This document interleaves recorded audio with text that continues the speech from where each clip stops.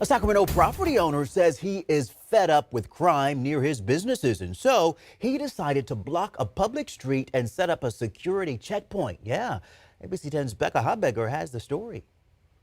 Railroad Drive here in Sacramento used to be filled with campers and other vehicles. You can see it on Google Street View. One man who owns properties in this all-industrial area says this dead-end, remote street has attracted some criminal activity, which has cost him. And that's why he says he's now taking matters into his own hands. We've been robbed, we've been broken into, we've been vandalized, $100,000 plus of damages. Enough's enough. Rich Eaton owns properties on Railroad Drive, a road that now looks like this, but in recent years has looked like this, and this, and this. He says the situation got bad after the city closed its triage shelter here on Railroad Drive 3 years ago. The city packed up, won't help us until we call, beg, still wouldn't help us. That's why a week ago, after he says 2 security cameras were stolen from one of his buildings, Eaton decided to put up these orange barriers and pay for a security guard to block the entrance to this public street 24/7. Railroad Drive is open to all but the nefarious and the RVs that attract that element. He says within 48 hours, the city gave him notice of a code violation, which is the blocking of the street without the required permits. Code enforcement manager Jose Mendez visited the blockade and spoke with Eaton on Monday.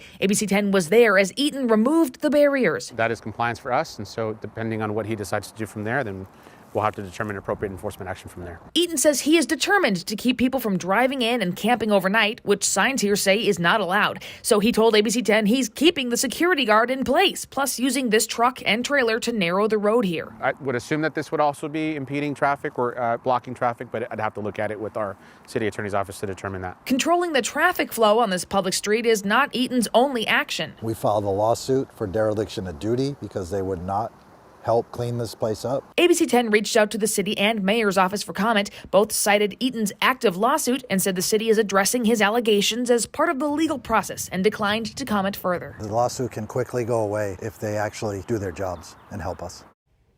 Now, Eaton says he is not going to stop until a solution is reached, and he says for him, having Railroad Drive become an unofficial camping ground is, quote, not an option.